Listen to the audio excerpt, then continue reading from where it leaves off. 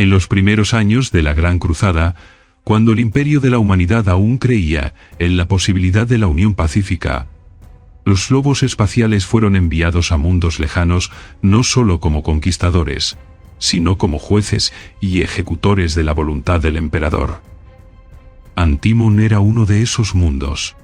Un planeta humano, independiente, próspero a su manera, que había sobrevivido aislado durante la larga noche, y que ahora sufría el ataque constante de saqueadores Kenos, conocidos como sajadores. Para los habitantes de Antimon, la llegada de los lobos espaciales representaba una esperanza. Para el imperio, era una oportunidad de rescatar un mundo humano, y reclamarlo en nombre del Padre de todas las cosas. Pero la Gran Cruzada no solo traía salvación. También imponía una elección imposible: someterse al imperio o ser destruido por él.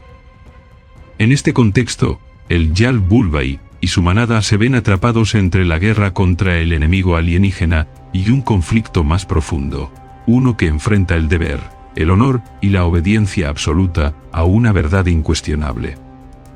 Esta es una historia de alianzas frágiles, de batallas brutales libradas en la sombra, y de una victoria que, como tantas durante la Gran Cruzada, tendría un precio devastador. Este es un cuento de los lobos espaciales. Un relato de la herejía que aún no había comenzado, pero que ya proyectaba su sombra sobre la humanidad. Cuentos de la herejía. Capítulo 2. Lobos a las puertas. 2 horas antes del alba, una inmensa columna blindada imperial abandonó la capital de Cernunnos, aún envuelta en llamas, y avanzó hacia el oeste por la enorme calzada elevada que en otro tiempo había servido para transportar las riquezas saqueadas de docenas de mundos hacia los tiranos del planeta. El desfile se extendía a lo largo de más de 1 kilómetro y serpenteaba por las llanuras occidentales como un dragón revestido de acero. A la cabeza marchaban los pesados tanques del ejército imperial, con los cascos marcados y ennegrecidos por el humo de la encarnizada batalla librada en la ciudad. Tras ellos, avanzaban los vehículos chimera de perfil bajo que transportaban a los veteranos dragones arturianos, guerreros que habían encabezado el asalto a la capital, y habían sido los primeros en abrirse paso hasta el maltrecho palacio de los tiranos. Por la sangre derramada y el valor demostrado, se habían ganado su lugar en el desfile y en las ceremonias que seguirían. La columna adoptó un ritmo lento y decidido mientras avanzaba a través de la oscuridad iluminada por incendios. La calzada elevada cruzaba enormes campos de aterrizaje, ahora cubiertos de restos calcinados de grandes naves. Uno de los campos no era más que un cráter abierto cuyo interior brillaba aún como vidrio fundido. Una nave había intentado huir del destino de Cernunnos y había sido atrapada por las primeras ráfagas del bombardeo orbital. La explosión de sus reactores había devorado a multitudes de refugiados que huían por la calzada, y había lanzado naves menores contra las mayores, como si fueran juguetes, dejando kilómetros de chatarra derretida a su paso. Más allá de los campos de aterrizaje, el terreno se abría en amplias llanuras agrícolas que antaño habían abastecido a la capital. Los cultivos de trigo, maíz y sálix estaban ahora llenos de cráteres de artillería y de los cascos quemados de tanques.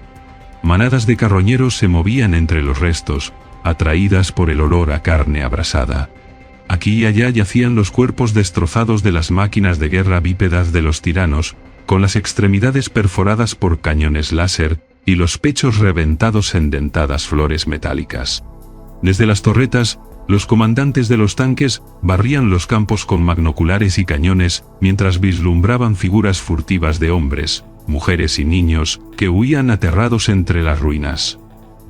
A 30 kilómetros de la ciudad, la carretera comenzó a ascender hacia la falda de una montaña coronada por humo, al pie de una cordillera conocida como los Elíseos. Durante generaciones aquella región había sido el paraíso de los tiranos y de quienes los apoyaban en el Senado. 6 horas de bombardeo orbital y artillero habían reducido mansiones, hogares y bosques enteros a un erial calcinado. Allí habían huido los tiranos al conocer la destrucción de su flota de batalla, cerca de la luna primaria de Cernunnos.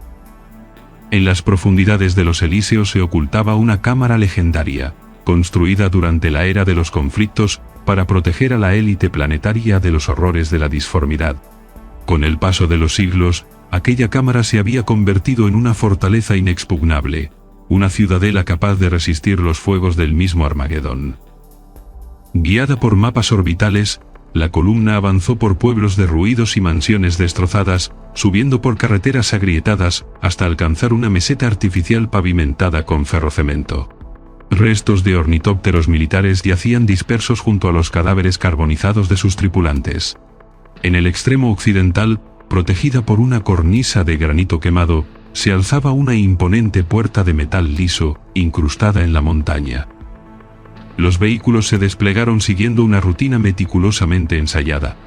Los transportes descargaron pelotones de dragones arturianos, mientras los sargentos gritaban órdenes y maldiciones. 30 minutos después, el campo estaba despejado y las tropas formaban en dos grandes agrupaciones. A lo lejos, hacia el este, la ciudad conquistada parpadeaba como una capa de rescoldos. 15 minutos antes del alba, el cielo rugió con un trueno creciente. 3 naves Stormbird rasgaron las nubes plomizas y aterrizaron en un despliegue táctico entre las formaciones imperiales.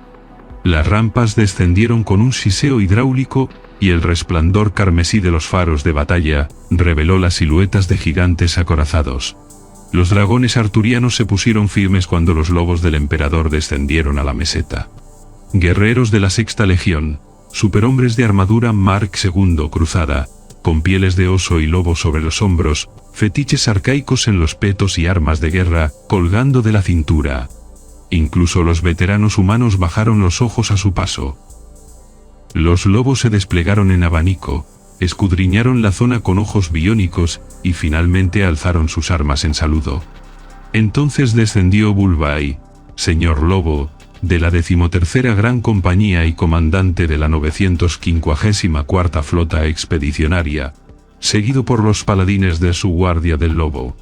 Su armadura, forjada por maestros de Marte y cubierta de trofeos, runas y juramentos, reflejaba siglos de guerra. Llegan tarde. Aldan, adusto y marcado por cicatrices, inspeccionó la fortaleza con su ojo biónico, desconfiado por naturaleza. Puede que esos malditos idiotas estén planeando una traición en este mismo instante. Lo más probable es que no puedan conseguir que se abran esas grandes puertas. Después de 6 horas de bombardeo, es increíble que no terminaran enterrados vivos. ¿A alguien se le ha ocurrido traer palas? Bulbai lo silenció con una mirada gélida, recordando el juramento hecho al primarca de someter todo el subsector. Si no salen, usaremos las Stormbird y los tanques para abrir esas puertas. De un modo u otro, la campaña termina aquí. Un estruendo sacudió la ladera. Con chirridos de metal y piedra, las enormes puertas comenzaron a abrirse. Soldados exhaustos salieron tambaleándose, cubiertos de barro y sudor. Tras ellos apareció un oficial que reorganizó a los supervivientes. Bulbai reconoció sus uniformes. Eran los compañeros, la antigua guardia de élite de los tiranos, antaño, 6.000 hombres. En silencio solemne, los compañeros marcharon hasta los lobos espaciales y depositaron uno a uno sus sables a los pies de los gigantes. El comandante se acercó después a Bulbai y añadió sus armas al montón. ¿Dónde está el oficial al mando, alférez? El joven se irguió con dignidad agotada. Con sus antepasados. Se pegó un tiro esta mañana, poco después de que se aceptaran los términos de la rendición. Bulbai meditó durante unos segundos, con la mirada fija en la fortaleza y en los hombres que aguardaban su sentencia. Finalmente, asintió con gesto grave. El alférez bajó los ojos, se dio la vuelta y regresó junto a los restos de su unidad.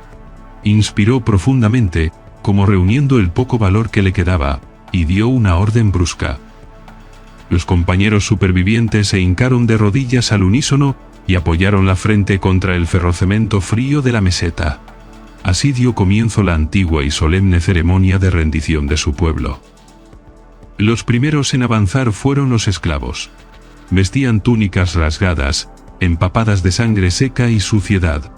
Caminaban tambaleándose, vencidos por el doble azote del agotamiento y el hambre, mientras cargaban pesados cofres de metal.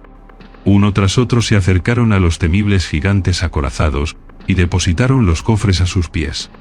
Al abrir las tapas, dejaron al descubierto gemas sin tallar, y metales preciosos que brillaron débilmente bajo la luz gris del amanecer. Aquellas riquezas representaban el rescate de 6 tiranos, saqueado a lo largo de incontables mundos y acumulado durante generaciones de codicia. El botín se amontonó alrededor de los lobos espaciales como el tesoro de una bestia mítica, provocando murmullos ávidos entre algunos soldados del ejército imperial. Cuando terminaron su tarea, los esclavos se arrodillaron junto al tesoro, con expresiones vacías, ajenos ya a todo. Después, llegaron las hijas y esposas de los tiranos, avanzando en una procesión de sollozos y gemidos. Vestían túnicas blancas de luto, con los peinados deshechos y los rostros pálidos manchados de ceniza. Las más jóvenes retrocedían aterradas al ver a los lobos espaciales y a los dragones arturianos, gritando de miedo ante los abusos que imaginaban. Otras cayeron de rodillas en silencio, con los ojos apagados, resignadas a su destino. Por último, emergieron los propios tiranos, uno a uno, desde el interior de la fortaleza. Caminaban con pasos cortos bajo el peso de sus túnicas doradas, y las cadenas enjolladas que simbolizaban su antiguo rango. Eran hombres pequeños, de piel pálida y rostros flácidos, marcados por una vida entera de excesos y depravación. 2 de ellos necesitaron la ayuda de esclavos para avanzar, con los ojos vidriosos y el espíritu claramente quebrado. Un nuevo coro de llanto se alzó entre las mujeres cuando los tiranos pasaron frente a ellas. Manos temblorosas se aferraron a los bajos de sus túnicas antes de soltarlos. Los antiguos gobernantes se arrodillaron ante los lobos espaciales, descubrieron el cuello según la tradición de su pueblo, y se prepararon para morir. Halfdan y Jürgen intercambiaron una breve mirada cargada de repugnancia.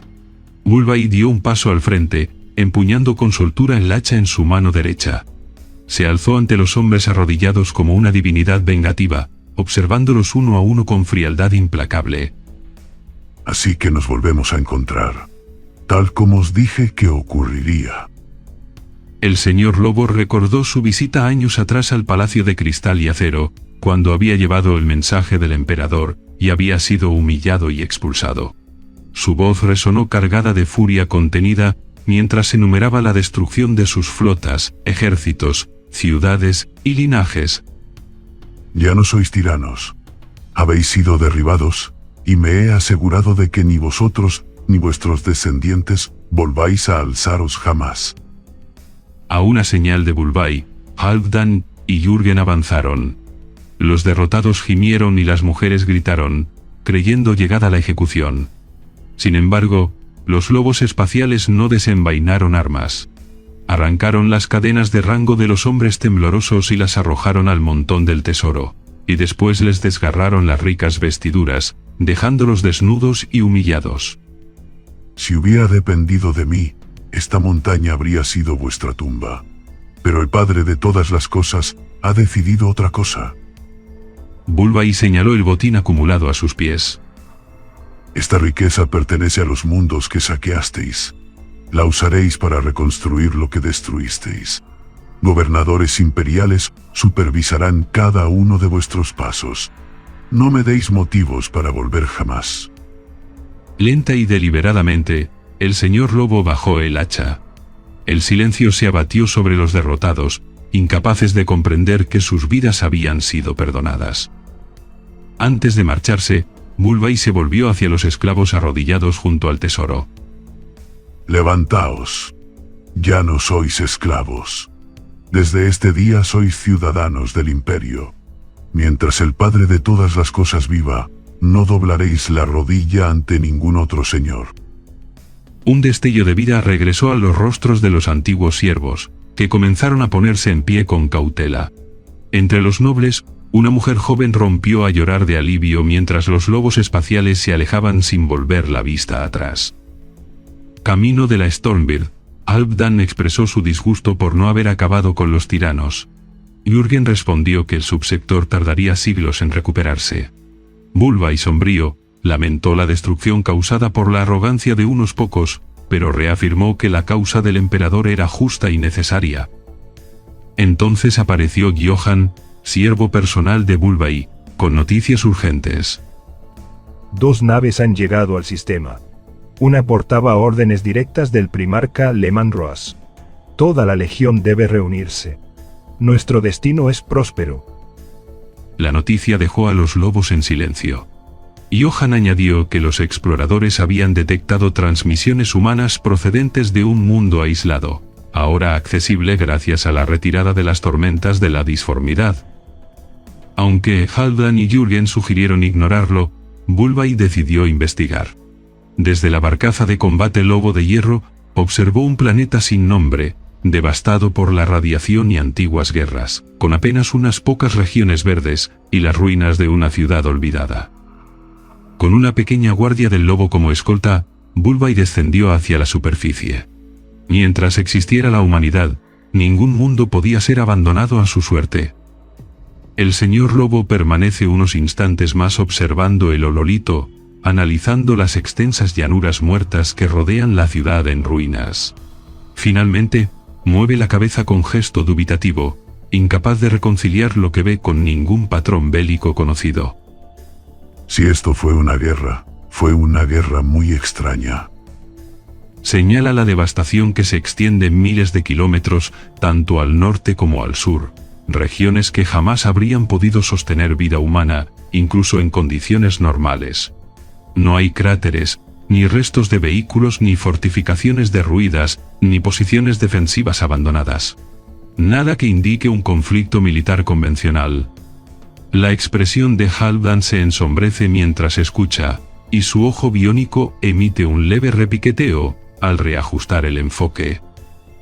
Psíquicos, entonces. Gruñe mientras levanta la mano y juguetea con el amuleto de hierro que cuelga de su cuello, recordando cómo, antes de la era de los conflictos, los psíquicos habían surgido espontáneamente en incontables mundos humanos, provocando caos y destrucción a gran escala. Algunos llegaron a deformar la propia estructura de la realidad, obligando al padre de todas las cosas a ordenar la purga total de planetas enteros. Puede ser. Concede con cautela. Pero si fue así, la gente de aquí tuvo que encontrar una forma de detenerlos. Desde el otro lado del compartimento de tropa, Jürgen se mueve en su asiento de aceleración para observar mejor la proyección del hololito, frunciendo el ceño.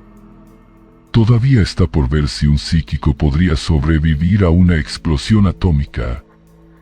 Sugiere que los propios habitantes pudieron destruir 3/4 partes de su planeta con armas nucleares para acabar con ellos, lo que explicaría tanto la radiación como la magnitud de la devastación. Salvo por el detalle de que no hemos visto ni rastro de fuerzas militares, ni de armas atómicas. Y luego está esto. El señor lobo se vuelve hacia el hololito y transmite una orden. La imagen de la ciudad destruida se disuelve, y tras el zumbido de los cogitadores, aparece una ciudad viva y activa, construida con losas de piedra blanca, encajadas en colinas boscosas, al pie de una cadena montañosa despejada de nubes. Las calles conectan edificios en terrazas, repletos de gente. Vehículos redondeados se desplazan atendiendo a sus quehaceres diarios. Aunque no hay detalles concretos, la escena transmite una sensación de actividad frenética, casi presionada. Tiene un aspecto bastante agradable. No me refiero a la ciudad. Se inclina hacia adelante y señala un objeto oscuro y difuso al fondo de la imagen. Hablo de esto. Una delgada línea negra se eleva más allá de las colinas, recta como el filo de un cuchillo. Sea lo que sea, es grande. Grande no. Enorme. La imagen se acerca y revela una torre negra, más estrecha en los extremos y ligeramente abultada en el centro, como un dardo en equilibrio imposible.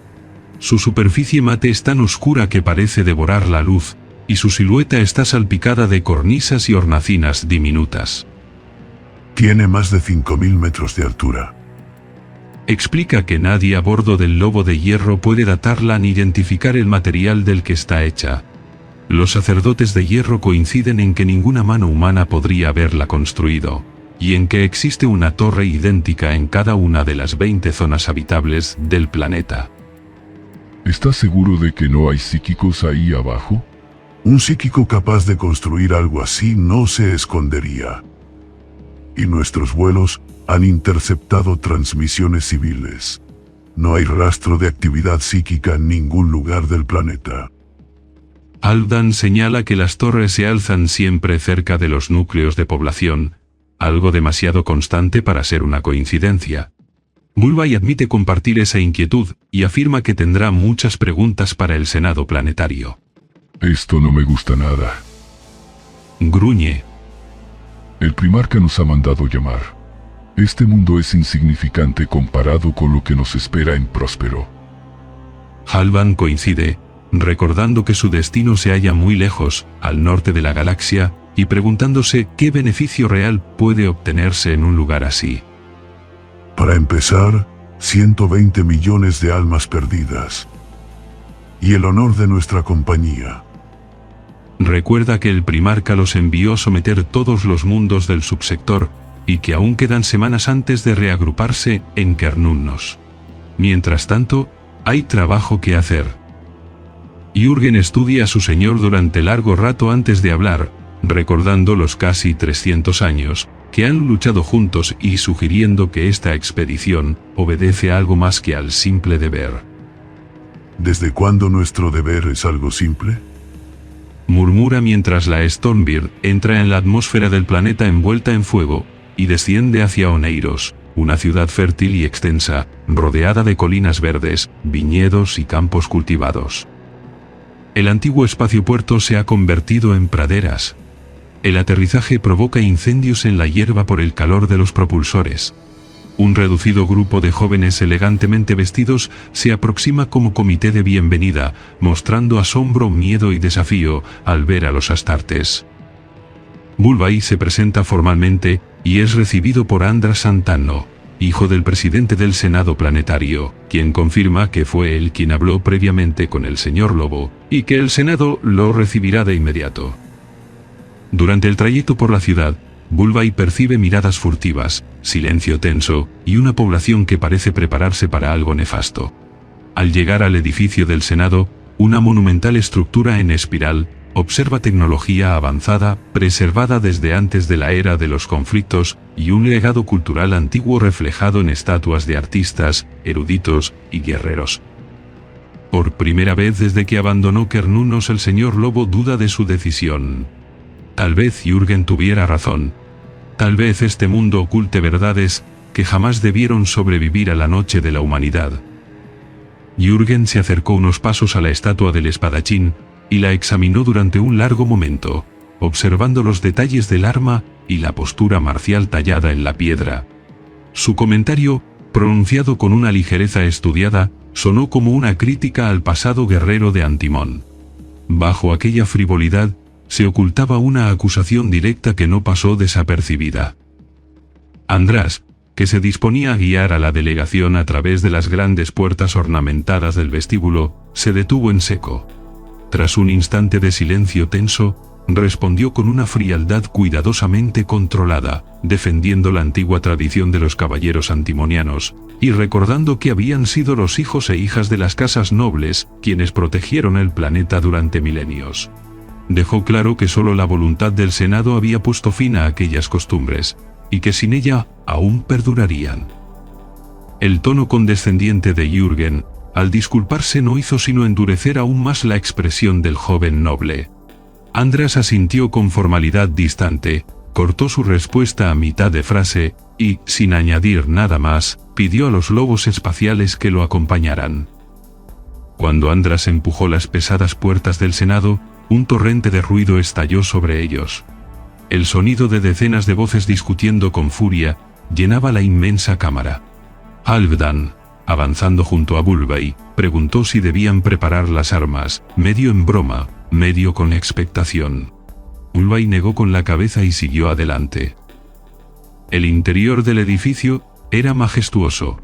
Un espacio abierto que se elevaba muchas plantas por encima de sus cabezas, sostenido por arcos de acero y bañado por la luz del sol que penetraba desde las terrazas exteriores. Murales históricos grabados en el techo narraban la historia del planeta. Incluso los astartes parecían pequeños ante aquella grandeza. En el balcón semicircular, los senadores gritaban y se insultaban sin recato, levantando los puños y presionándose unos a otros. El presidente, Habren Santano, logró imponer el silencio cuando advirtió la presencia de los guerreros con armadura. El efecto fue inmediato. Horror, murmullos y miradas cargadas de temor recorrieron la cámara. Habren, un anciano de porte severo y aspecto decadente, descargó su desprecio primero sobre su propio hijo, al que llamó idiota por haber contactado con los astartes, y después sobre la delegación fenrisiana. Dejó claro que la reunión no era más que una farsa destinada a exponer su desconfianza. El tono insultante provocó la tensión inmediata entre los lobos espaciales. Halfdan dio un paso al frente, pero Bulbai lo detuvo con una sola mirada y habló con calma forzada. Soy Bulbai, señor de la 13ª Gran Compañía de la 6ª Legión del Imperio. El presidente lo interrumpió con un gesto despectivo, exigiendo que fuera directo al grano. Bulbai soportó el insulto y declaró que no habían acudido como conquistadores ni como bestias, sino como siervos del Padre de todas las cosas, Señor de Terra y Emperador de la humanidad. Al pronunciar aquellas palabras, Bulbai sintió renovarse su determinación. Alzó la voz y se dirigió a todo el Senado, anunciando el fin del aislamiento, el cese de las tormentas disformes y el regreso de Terra para reunir a sus hijos perdidos. Lo que se rompió volverá a fraguar, y una nueva civilización surgirá para reclamar su lugar entre las estrellas. Durante horas, Bulbai relató la historia de la humanidad. Habló de la vieja noche, del colapso de los mundos, de la pérdida de Antimón y de la lenta reconstrucción del imperio. Su relato avanzó mientras el día se extinguía y la cámara quedaba sumida en la penumbra, iluminada solo por globos de luz pálida. Contó la conquista de Terra, la creación de los primeros astartes, el inicio de la Gran Cruzada y el reencuentro del emperador con sus hijos primarcas. Terminó con la historia que mejor conocía, el encuentro entre Leman Russ y el padre de todas las cosas en Fenris. Cuando concluyó, el Senado permanecía en silencio. Bulbai avanzó por la escalinata y tendió su mano al presidente en señal de paz. El aislamiento de vuestro pueblo ha terminado. El imperio os da la bienvenida. Habren descendió lentamente, sin apartar la mirada de la mano extendida. Su respuesta fue un siseo cargado de rencor. Mentiras. Malditas mentiras. Antes de que la ira contenida de los lobos espaciales pudiera estallar, un estruendo sacudió la ciudad. No era trueno. Era artillería pesada. Las sirenas comenzaron a gemir, y el pánico se apoderó del Senado. Habren acusó a los astartes de traición, convencido de que todo había sido una distracción. Bulbai activó la condición Sigma, y ordenó asegurar la zona mientras intentaba contactar con su nave, el Lobo de Hierro. La comunicación confirmó el desastre. Una flota alienígena numerosa había aparecido desde el sigilo, dañando gravemente la nave imperial y lanzando abordajes directos. Mientras el cielo nocturno se iluminaba con destellos, Rubí y Zafiro, Andras, con el rostro marcado por la pérdida de la inocencia, pronunció las palabras que sellaban el destino del mundo. Son los sajadores. Han regresado.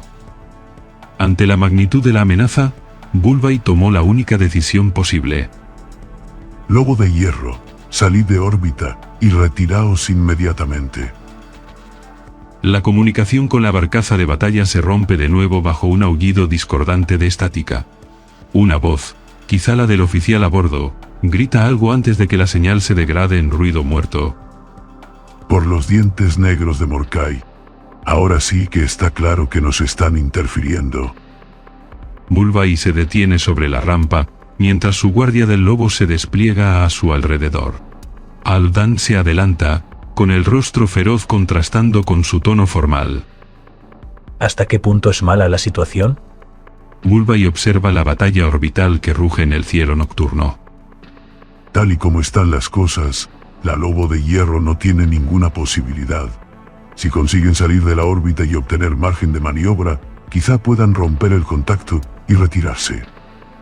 Un destello rojo ilumina el cielo. Segundos después, una explosión sacude la ciudad. Fragmentos incandescentes surcan la atmósfera como estrellas fugaces. Sobrecarga del generador de plasma. También podría haber sido uno de los suyos. La lobo de hierro es dura. Bullby percibe que los disparos disminuyen. La batalla ha terminado. Todas las frecuencias siguen interferidas. Debemos asumir que la lobo de hierro ha sido destruida.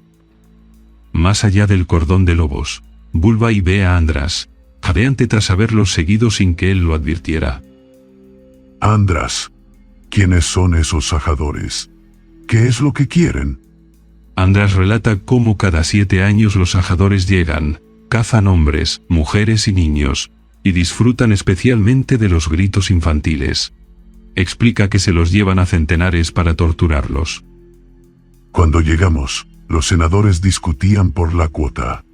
Y por un sorteo. Andras explica que el Senado, siglos atrás, decidió ofrecer criminales y parias como tributo, encerrándolos en corrales, mientras el resto de la población se ocultaba en refugios. Funcionó, hasta que los sajadores agotaban su botín y se marchaban. Bullby siente repugnancia ante el sacrificio de seres humanos. ¿Por qué, en nombre del Padre de todas las cosas, no os enfrentasteis a ellos? Andras grita que sí lucharon. Relata una emboscada en la que mataron a 20 sajadores y a su jefe. La respuesta fue un bombardeo orbital de 7 días, que devastó a Antimon y mató a cientos de millones. Tras eso, el Senado prohibió toda resistencia. Entonces el Senado os traicionó. Andras explica que los sajadores llevan 200 años asolando el mundo, que nadie ha sobrevivido jamás a su captura, y que llegaron tras el amainar de las tormentas de la disformidad. Bullby deduce que los alienígenas saquean durante los periodos de calma, y se marchan antes de quedar atrapados por las tormentas. Esos demonios construyeron las Torres Negras después del bombardeo. Andras confirma. Describe su tecnología, sus torres, y cómo cazan desde ellas. Andras explica que los sajadores descenderán, se instalarán y enviarán partidas para cobrar el tributo al anochecer siguiente. Esta vez han llegado antes, no hay suficientes prisioneros, ni refugios abastecidos. ¿Tiene eso que ver con el sorteo? Andras asiente. Explica que cuando no hay criminales suficientes, se realiza un sorteo. Las familias poderosas intentan sobornar para salvar a sus hijos. Bullby concluye que los sajadores han llegado a propósito, buscando más sufrimiento y entretenimiento. Tengo intención de enseñarles lo equivocados que están. Al día siguiente, la procesión de vehículos de transporte se dirige al pabellón del tributo. Los prisioneros son encadenados a las argollas de hierro. Algunos aceptan su destino. Otros luchan desesperadamente. ¿Cómo pueden quedarse sentados como ovejas esperando el sacrificio? Parece que no todos piensan así. Bullby y sus hombres, camuflados, observan desde las colinas. Durante la noche anterior, han abandonado la ciudad, tomado la Stormbird, aterrizado lejos del pabellón y preparado la emboscada. Bullby señala la zona donde aterrizarán las naves alienígenas. Esa es nuestra zona de tiro concentrado. ¿Cuál es nuestro objetivo, señor? Causar el mayor número de bajas posible y obligarlos a ponerse a la defensiva. Esta no es nuestra guerra. Bullby admite la verdad, pero reafirma su deber como protector de la humanidad. Prefiero morir aquí antes que permitir que todo lo que hemos luchado no sirva para nada. Al anochecer, el vigía avisa de múltiples contactos a baja altura. Bullby ordena al piloto prepararse para la extracción. Por Rus, y por el Padre de todas las cosas. Bullby, Haldan y Jürgen avanzan abiertamente hacia el pabellón, ignorando los gemidos de los prisioneros. Se colocan de espaldas al tributo, como cebo. No entiendo por qué tenemos que hacer de cebo. Porque eres feo e imponente. Las naves sajadoras llegan. Motocicletas a reacción, Luego transportes mayores. Los alienígenas descienden, altivos, armados, seguros de su número. El jefe sajador avanza en el centro, jorobado, tatuado, mutilado, con cuchillas en lugar de dedos y colmillos afilados. Su presencia exuda venenos, feromonas y terror químico. Bulbai lucha contra el impulso de lanzarse al ataque. Observa a los prisioneros encadenados, llorando y suplicando. Escúchame, alienígena. Soy Bulbai, hachero de los Rus y hermano por juramento de Leman Russ, primarca de la Sexta Legión. La gente de este mundo está bajo mi protección. No sabes a lo que te expones al poner los pies aquí. El jefe sajador ladea la cabeza, olfateando el aire. Sus ojos negros se clavan en Bulbai con una mezcla de curiosidad y diversión cruel. Una lengua bífida asoma entre sus colmillos. No eres de este mundo. Su voz es un siseo cargado de burla, amplificado por un modulador incrustado en su garganta. Hueles a guerra vieja, a muerte que no nos pertenece. Bulbai no responde. Mantiene el hacha apoyada en el hombro, inmóvil, mientras los sajadores se despliegan con disciplina depredadora alrededor del pabellón. Los prisioneros comienzan a gritar. El jefe sajador levanta una garra. Tomadlos.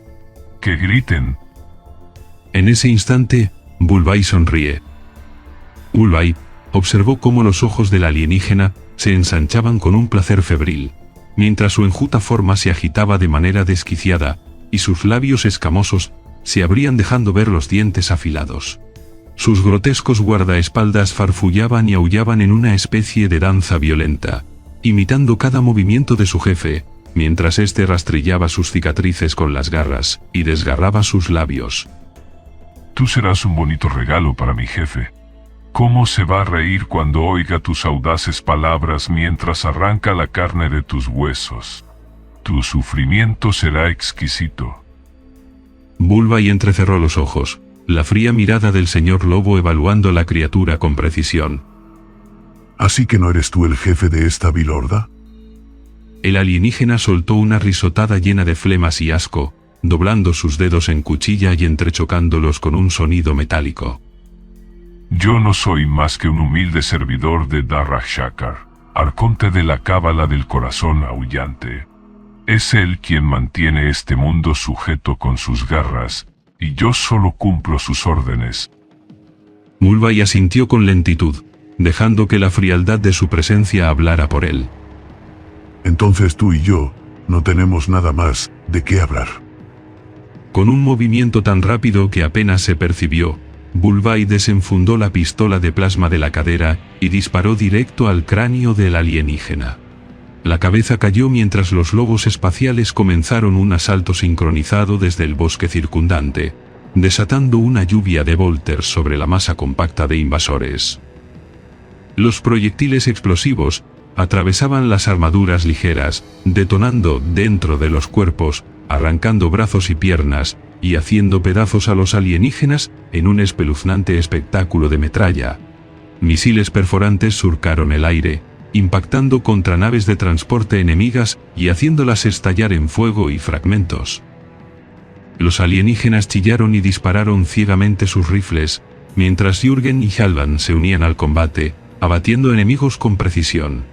Los guardaespaldas del jefe caído se lanzaron contra Bulbai, y docenas más los siguieron en una carga salvaje, furiosos y envenenados por drogas que aumentaban su odio. Bulbai mantuvo su posición, activando el campo de energía de su hacha.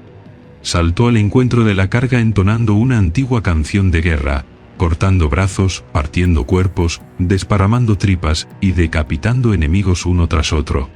Los cuerpos comenzaron a amontonarse a su alrededor mientras el lobo que lo acompañaba dentro de su pecho rugía por salir, pero Bulbai mantuvo el control absoluto. Jürgen y Halvan se unieron al tumulto, cortando y trinchando entre la turba de alienígenas con sus espadas de energía, mientras más naves de transporte estallaban bajo el fuego concentrado de los lobos restantes. Las motocicletas a reacción alienígenas barrían el norte del bosque, pero un misil de fragmentación detonó sobre ellas, destruyendo 3 de los vehículos y cayendo en picado al suelo. Finalmente, los invasores se apartaron como la marea baja, retrocediendo en todas direcciones. Más dardos impactaron contra Bulbai, pero eran disparos hechos al azar por enemigos en retirada. Los guerreros supervivientes se lanzaron hacia las naves restantes, cubiertos por el fuego de los lobos. Bulbai y sus hombres avanzaron entre restos en llamas y cuerpos mutilados, cantando canciones de venganza y muerte. Una esquirla golpeó al señor lobo por encima de la rodilla, provocando un espasmo de dolor, pero no detuvo su avance. 2 naves de transporte intentaron escapar. Una de ellas fue alcanzada en el flanco provocando una lluvia de fuego sobre la cubierta, mientras la otra voló en pedazos, regando el campo de restos ardientes. Bulbai se dirigió hacia los prisioneros antimonianos, quienes lo miraban con una mezcla de admiración y terror. Escuchadme, gentes de Antimon. Desde esta noche en adelante, ya no viviréis con miedo. Contad a todos lo que ha sucedido aquí. El Padre de todas las cosas ha enviado a sus guerreros para luchar por vosotros, y no descansaremos hasta expulsar a los alienígenas de vuestro mundo para siempre. Cortó las cadenas de los primeros prisioneros con un solo golpe, mientras Alban liberaba a los últimos. Los hombres y mujeres huyeron hacia la ciudad de Oneiros, asustados pero libres. Mientras la tormenta se formaba entre las ruinas, Bulbai evaluaba la situación. Las incursiones de los últimos 3 meses habían sido constantes, sobreviviendo en zonas radiactivas, cambiando de posición cada semana y manteniendo a raya a los cazadores enemigos. ¿Se han recuperado los 2 equipos? Sí. ¿Qué de las bajas? Gracias al Padre de todas las cosas, aunque Jürgen reporta algunas pérdidas. Nuestros recursos están al límite. 40 proyectiles de Volter por hombre, 8 granadas, 12 bombas de fusión y 2 misiles perforantes. Ningún botiquín completo y daños en armaduras del 10 al 18%. No podemos ceder la iniciativa ahora. Mientras quede la más mínima posibilidad de salvar este mundo y evitar otro Kernunnos, lucharé hasta mi último aliento. Halfdan aceptó con un gesto, reconociendo la determinación de Bulbai. La Stormbeard se aproximaba, visiblemente dañada, descendiendo bajo control difícil mientras los lobos corrían hacia ella. Los motores de la nave expulsaban humo, y su trayectoria era errática, pero los astartes se apresuraron a asegurar el aterrizaje y contener el motor humeante, mientras Jürgen descendía por la rampa para reunirse con Bulbai y Halfdan, cerrando así el ciclo de su última victoria y asegurando la supervivencia de los antimonianos en esa zona del planeta. Durante el regreso de la patrulla aérea, Jürgen se acerca a su señor mientras las naves descienden tras cruzar la zona habitable de Oneiros. Su tono es aparentemente ligero, pero sus palabras traen malas noticias. Os habéis perdido un viaje interesante. Un par de cazas alienígenas nos interceptaron cuando cruzábamos la zona habitable de Oneiros, y nos persiguieron insistentemente hasta que logramos derribarlos. ¿Son graves los daños? La expresión de Jürgen se ensombrece al responder. Sus palabras revelan el precio real del enfrentamiento. Habrá que preguntarle al piloto por la nave de desembarco de tropas. 2 hermanos más han entrado en el sueño rojo, y es probable que uno de ellos pierda ambas piernas, si es que sobrevive. Bulbai recibe la noticia con un movimiento seco de cabeza, aceptando la pérdida sin dramatismo. Luego dirige la conversación hacia el objetivo de la misión. ¿Han tenido éxito las patrullas? Sí. Puede que incluso más de lo que esperábamos. ¿Ah, sí? ¿Cómo es eso? Jürgen explica que, durante el vuelo de regreso, el piloto detectó una actividad aérea inusualmente intensa alrededor de Oneiros. Transportes y cazas alienígenas se movían sin descanso, señal de incursiones masivas contra la ciudad. Parecía que los sajadores estaban llevando a cabo incursiones fuertes sobre la ciudad, así que decidí echar un vistazo más de cerca. Nos infiltramos en la zona y aterrizamos cerca del campo de entrega del tributo. Y ahí es donde nuestra patrulla encontró algo interesante. ¿Otro paquete? No, un mensaje. Jürgen extrae de su bolsa un trozo de papel. Estaba envuelto alrededor de la empuñadura de un puñal clavado entre las losas del suelo del pabellón. Bullby lo examina con atención. El texto está escrito en gótico bajo antiguo, claro y comprensible, más cercano a la lengua madre del imperio que al dialecto local. La nota contiene una frecuencia de comunicación, una hora concreta y un nombre, Andras. ¿Qué cree que quiere decir? Bullby consulta el crono de su armadura. Faltan pocas horas para la hora indicada. Quiere decir que los antimonianos están preparados para dar el siguiente paso. 4 horas antes del encuentro, los lobos espaciales se desplazan por tierra a través de los seriales y las colinas arboladas hasta situarse en posición para observar el campo del pago del tributo. Bullby no descarta la posibilidad de una emboscada. Naves alienígenas sobrevuelan la zona a intervalos regulares, la mayoría dirigiéndose a Oneiros. Tal como informó Jürgen, los sajadores parecen haber concentrado gran parte de sus fuerzas en el saqueo de la ciudad. A la hora exacta, 3 figuras con capas emergen del bosque cercano a la carretera oriental del pabellón. Su sigilo es absoluto. Nadie los detecta hasta que salen a campo abierto. Bullby observa cómo se acercan al punto de encuentro y se agachan. Toma una decisión inmediata. Voy a bajar. Mantened la posición. Bullby abandona las sombras y avanza hacia la llanura donde, 12 semanas antes, habían emboscado a los sajadores por primera vez. Los antimonianos lo observan desde el fondo de sus capuchas sin moverse. Cuando Bullby se encuentra a pocos metros, una de las figuras se levanta y se aproxima. Por su forma de moverse, Bullby sabe que es Andras. Bien hallado. Ambos se estrechan la muñeca con el saludo de los guerreros. Llevamos 2 semanas esperando con la esperanza de que encontrarais el mensaje. Estamos muy contentos de que hayáis venido. ¿Cómo os va? Bien. Os agradecemos los regalos que vuestra gente ha dejado para nosotros. ¿Ha cambiado de opinión el Senado? Andras responde con frialdad. El Senado ya no existe. Los invasores los mataron a todos el mes pasado. Andras explica que, ante la escasez de comida, los senadores intentaron negociar con el jefe sajador. El alienígena aceptó la reunión, pero no vino a negociar. Capturó a los senadores y los torturó durante una semana hasta matarlos. Desde entonces, los ataques sobre Oneiros son salvajes e indiscriminados. ¿Qué ha sido del jefe alienígena? Regresó a la torre. Bullby asiente y va al grano. ¿Qué quieres de nosotros, Andras, hijo de Habren? Andras se quita la capucha, mostrando cicatrices recientes y cardenales. Queremos unirnos a vosotros. Combatir hombro con hombro. Bullby niega. Explica que luchar dentro de la ciudad ya no sirve. Todo lo que he hecho iba dirigido a un objetivo concreto: dividir a los invasores para que se enfrenten entre ellos. Bullby explica que los sajadores son saqueadores dominados por la avaricia. Cuando el botín se agota, la traición surge. Si el jefe muere, el resto se atacará entre sí. Andras comprende y ofrece un transporte alienígena, a cambio de participar en el ataque. Tras acordar el plan, el grupo regresa a Oneiros a pie. La ciudad aparece devastada. Edificios en llamas, cielo anaranjado, refugios de las colinas asediados.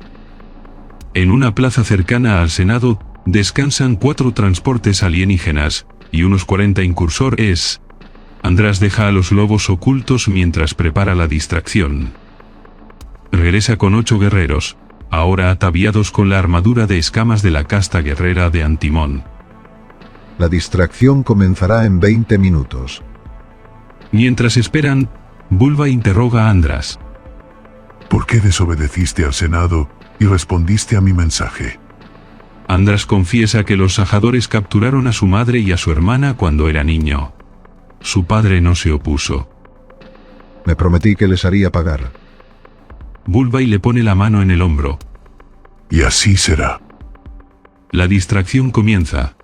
Explosiones y disparos atraen a los sajadores.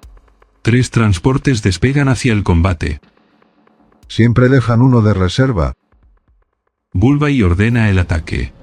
Los lobos cargan sin sigilo, abriendo fuego. Bulbay mata al oficial alienígena con su pistola de plasma. Los últimos enemigos huyen. El transporte es capturado. Ranulf y los antimonianos activan los mandos. Más deprisa. El transporte acelera hacia la torre. La ciudadela flotante aparece recortada contra el cielo nocturno. Las defensas abren fuego.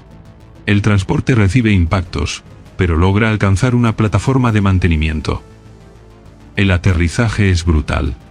El grupo desembarca bajo órdenes rápidas. Carga de fusión. Ábrenos un agujero. La compuerta estalla. El interior de la torre queda al descubierto. Aldan detecta el reactor a 700 metros.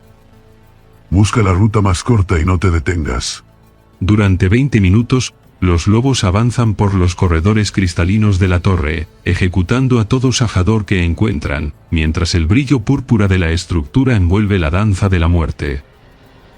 Los defensores alienígenas sellan las compuertas interiores de la ciudadela y levantan defensas apresuradas tras cada acceso. Los lobos espaciales responden siempre del mismo modo: cargas de fusión para abrir brechas, seguidas de asaltos inmediatos disparando mientras el enemigo aún se recupera de la explosión. Es una técnica antigua, perfeccionada durante décadas de acciones de abordaje, y mientras mantienen el ritmo de avance, resulta casi imposible detenerlos. Bulbay sabe que están cerca del núcleo cuando irrumpen en una amplia sala llena de paneles de control desconocidos, y casi 50 guerreros alienígenas. Al abrir la brecha, una tormenta de proyectiles sibilantes los recibe. Jürgen, y los 2 lobos que avanzan con él, reciben decenas de impactos, pero sus armaduras resisten. Sin dudarlo, cargan con espadas y hachas sierra, y traban combate cuerpo a cuerpo. Bulbay entra a continuación y es atacado desde 3 flancos por incursoras acorazados. Destruye a uno con la pistola de plasma, y parte a los otros 2 con un solo tajo de su hacha de energía, obligando al enemigo a retroceder. Esto permite que Haldan y el resto entren en la estancia. Andras combate junto a Bulbay. Los proyectiles enemigos rebotan en su malla de caballero, protegida por un campo de energía. Los antimonianos luchan con ferocidad junto a los lobos. Los alienígenas pelean hasta el último, usando incluso rifles como lanzas cuando se quedan sin munición. Un hombre de Andras muere. Los lobos sufren heridas leves. Tenemos que seguir. Avanzan hasta una enorme cámara octogonal. En el centro flota un gigantesco cristal de uso, suspendido por matrices de campo. El aire vibra con una energía brutal. Este es el lugar. Aldan, coloca las cargas. Con 2 bastará. Mientras cubren las entradas, los sajadores contraatacan desde los 3 flancos. Guerreros acorazados con cimitarras eléctricas irrumpen y obligan a retroceder a los defensores. 2 caballeros de Andras mueren partidos en 2. Aparece entonces el caudillo alienígena, envuelto en un aura índigo, armado con espada curva y pistola, con un rostro imposible compuesto por múltiples caras humanas agonizantes. El horror que emana de él es casi físico. El Wulfen dentro de Bulbay despierta. Bulbay carga. Abate a los escoltas del caudillo, pero sus golpes apenas logran atravesar el campo de energía enemigo. Uno de sus guardias, Lars, muere decapitado al intentar ayudarlo. El caudillo hiere gravemente a Bulbay y lo derriba. Andras y sus caballeros atacan para ganar tiempo. Sus campos de energía resisten, pero caen uno tras otro. Aldan ha terminado de colocar las cargas. Bulbay comprende lo que debe hacer. Deja caer sus armas, se lanza sobre el caudillo, lo agarra pese al frío cortante del campo de energía y, con un rugido, lo arroja contra el cristal del reactor. El impacto provoca un resplandor cegador. El caudillo se vaporiza al instante. La onda expansiva derriba a todos. Suena una alarma. Los sajadores huyen. El reactor ha quedado dañado. Tenemos que salir ahora mismo. Recogen a los caídos y corren hacia el transporte. Las cargas detonan mientras despegan. La torre colapsa en una cadena de explosiones cataclísmicas y se desploma sobre la superficie del planeta. El transporte casi se estrella, pero logra estabilizarse. ¿Y ahora qué? Esperaremos. O lucharán entre ellos, o volverán. Al amanecer, un crucero de los lobos espaciales contacta. La flota alienígena ha sido derrotada y expulsada del sistema. Antimon es libre. Hay vítores. Andras agradece la ayuda, pero rechaza unirse al Imperio. No queremos formar parte de vuestro imperio. Mulvay intenta razonar.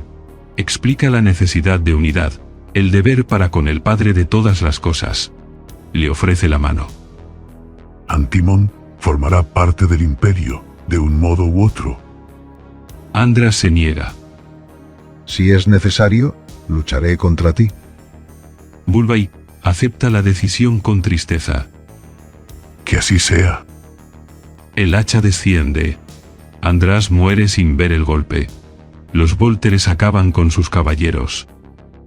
Poco después, Mulvay ordena a la flota iniciar el plan de cruzada. El planeta ha rechazado al Imperio.